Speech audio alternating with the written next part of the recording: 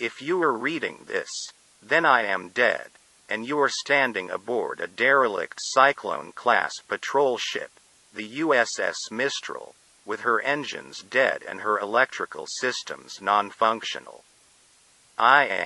Was the XO of this vessel, Lieutenant Commander Ryan Simmons. Please read this carefully. If you are an officer or enlisted man in the United States Navy, this is an order. Scuttle this vessel, immediately.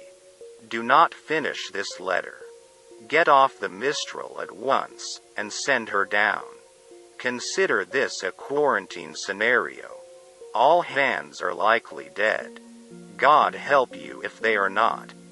We are 8 days out of Kirkwall, tracking an intermittent and scrambled distress call from what appeared to be an Icelandic fishing vessel, the Magnusdotter, deep in the no-fishing zone of the North Sea.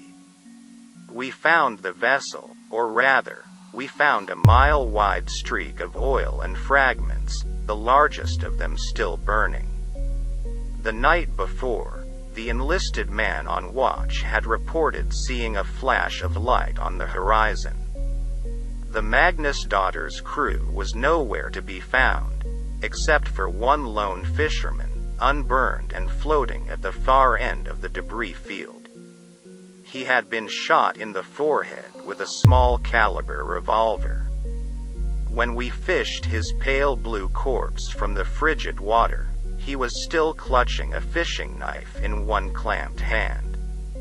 What we were able to piece together from the fragmented and confounding evidence was that for reasons unknown, the crew had been in conflict, resulting in the murder of at least one sailor, and the eventual sabotage and destruction of the ship. Visibility was only a few hundred feet as we spent the next day drifting silently among the debris, in hopes of finding a survivor. The crew was already visibly shaken by the discovery. The grim dread of the fog, and lone smoldering pieces of the Magnusdotter that collided with our hull unsettled even the most seasoned of us. We had expected an easy cruise, and the simple retrieval of a dozen thankful Icelandic fishermen. What we got, at first, was a silent and oil-slick-coated sea, a single corpse, and more than a few nagging questions. The Mistral had just been serviced, after an extended tour with the Atlantic Fleet in Bahrain before her transfer to the North Sea. She was in good running order, so I can only assume that the initial mechanical failure was an act of sabotage, or of some external force. It happened the first night, when our final sweep had been completed, and we returned to the site of the Magnusdotter's first transmission. There was nothing initially remarkable about the spot, a cold and lonely set of coordinates and little else. I was in my cabin, just settling down when the call sounded from the captain, offering little information, just a stern order to meet him on deck. Dressing quickly, I emerged from my cabin into a cloud of palpable unease and fear. The enlisted men, and the junior officers were coursing through the ship towards the deck, like panicked rats. No one made eye contact, or spoke.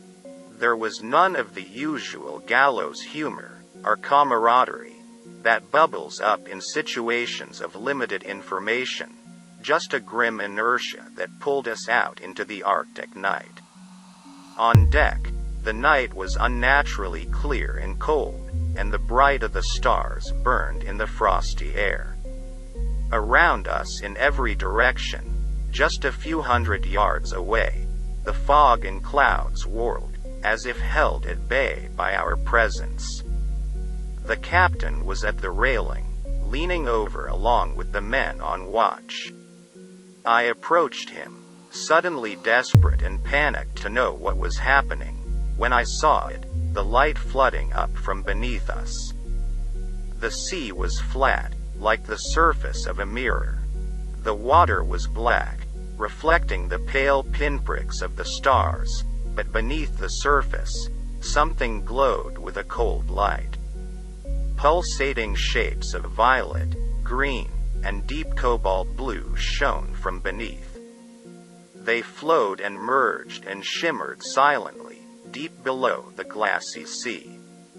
We stared, 24 men and women, struck dumb and horrified by the sight.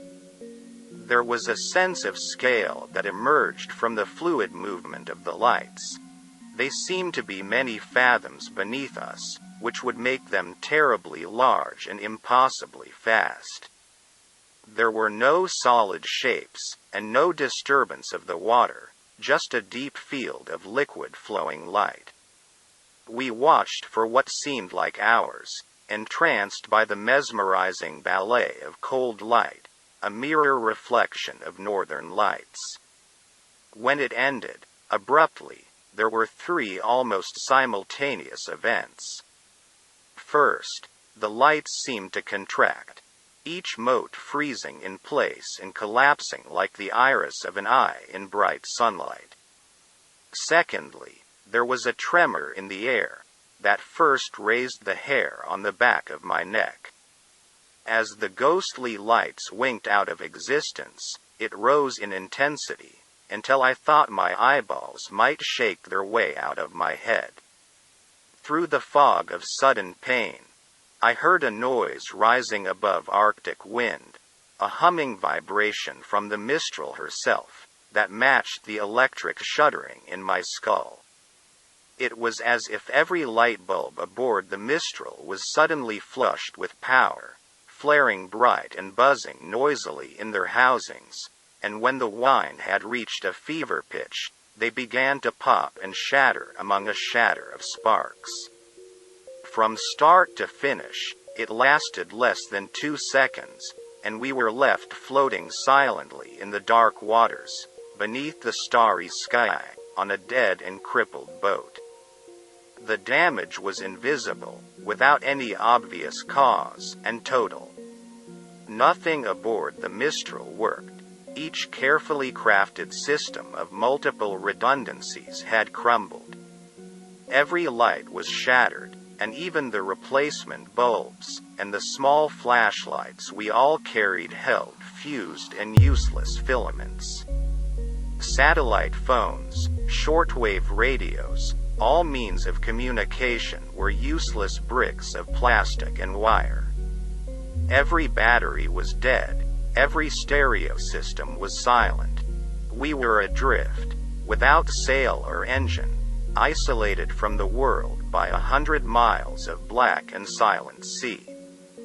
The crew moved through the ship that first night like moles, fumbling through dark corridors with only a few pale green chemical lights to check each system.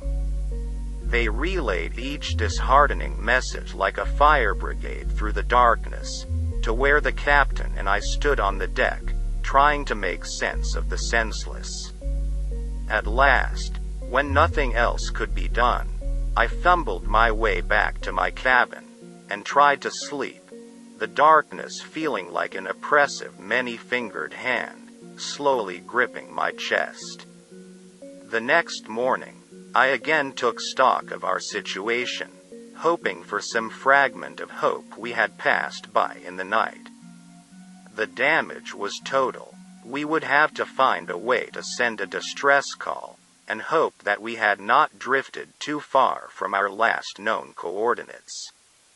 The men may not have known the full details, but it was clear from their haunted visages that they knew how dire the situation was. The first death was that afternoon. The sounds of screaming brought me above deck and into a thick, heavy fog. High in the gloom, I could see bright burning specks of light, descending slowly. My stomach turned. It was 2 signal flares drifting uselessly through the haze. Some damn fool had fired the signal flares. I burned with an unfamiliar and foreign rage, and rushed through the fog to the foredeck with hatred in my blood and my fists clamped tight. The scene that emerged from the fog broke me from my stupor. The enlisted man, a flare gun still in his hand, lay broken in a pool of blood. The captain stood over him clutching the railing, driving the heel of his boot repeatedly into the broken mess of the boy's skull. I realized then that the screaming I heard, the high keening wail, was coming from the captain, his face in a rictus of animal rage. Around them was a small crowd, standing motionless and silent, watching like sentinels.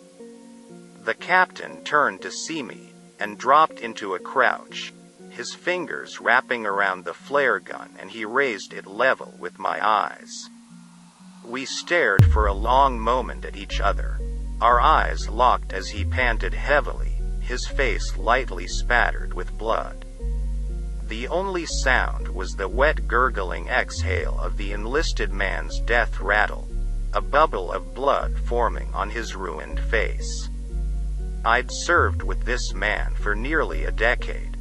This was not the man I knew. This was a hollow simulacrum, filled with violence and terror. I spoke to him then. In a soothing voice I asked him to hand me the flare gun.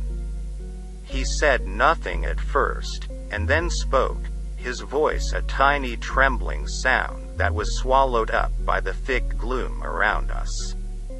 He's murdered us, Ryan. The fog.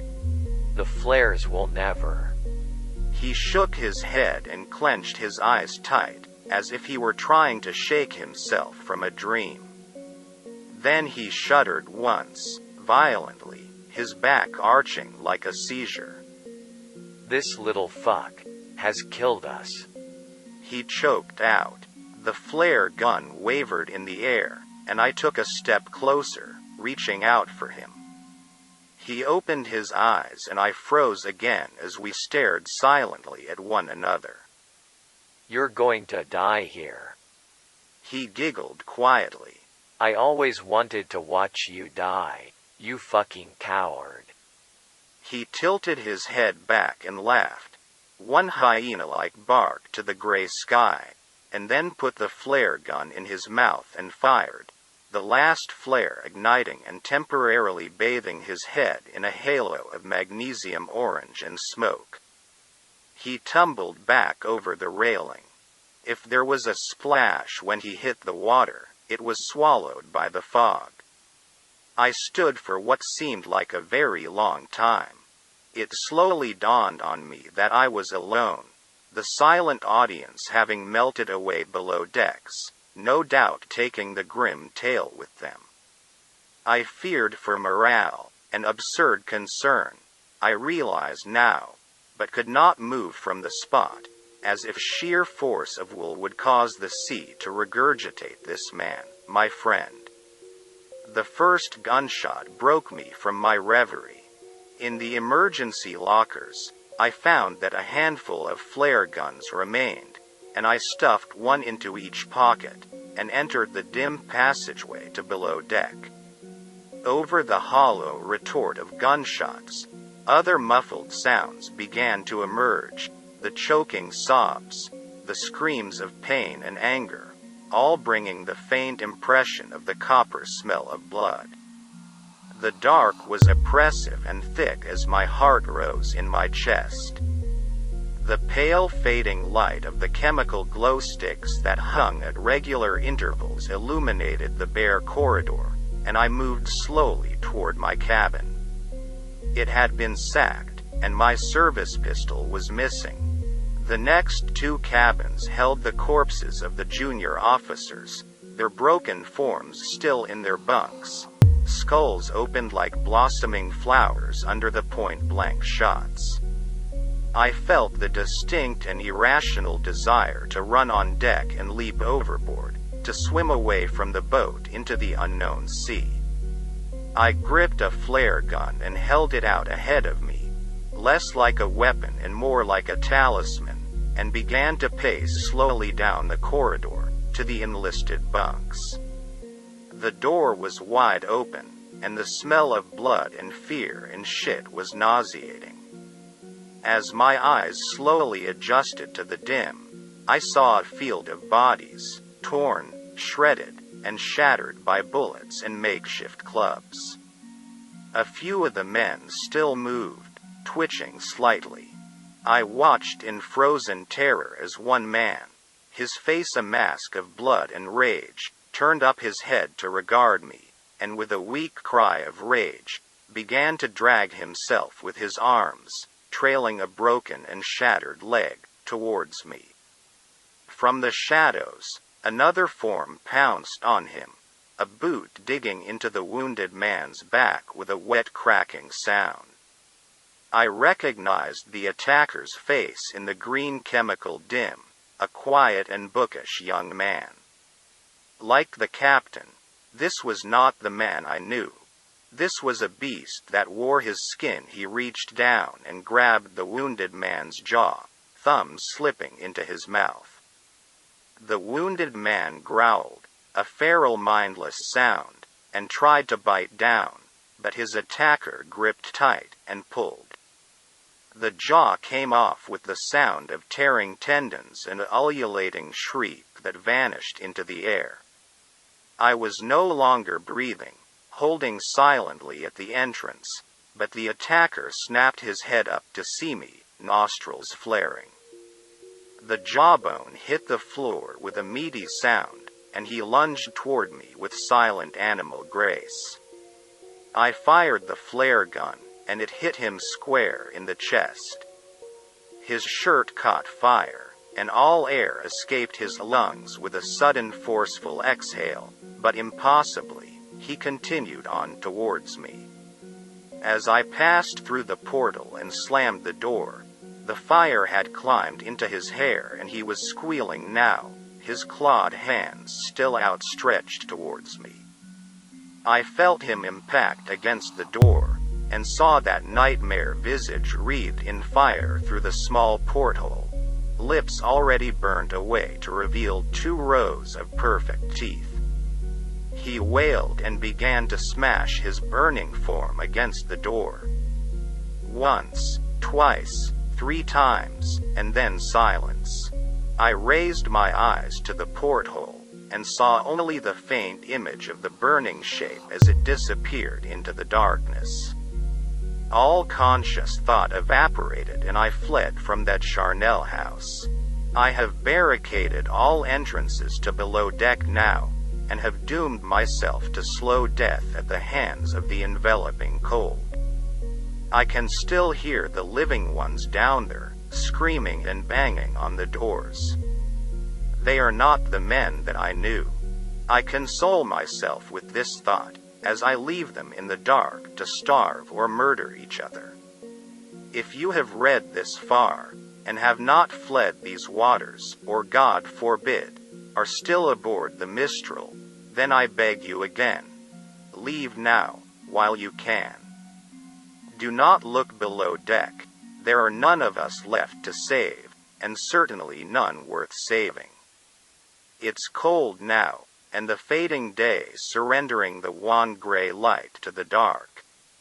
There are no stars this night, nothing but the heavy blanket of night. If I could get below, I would find some way of destroying the Mistral, like the brave men of the Magnus daughter, but it's too late. The most I can make of my last moments, as all feeling flees my extremities, and writing becomes impossible, is a warning.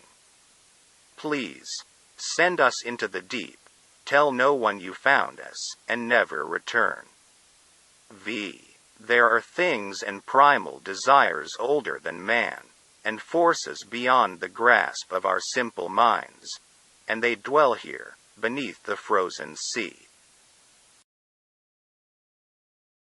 Thanks for listening, folks. Please like, or dislike, share and subscribe. Also, don't forget to click the bell icon to receive notification when new videos are released.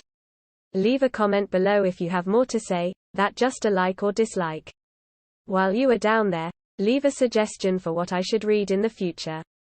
Until next time, stay safe out there.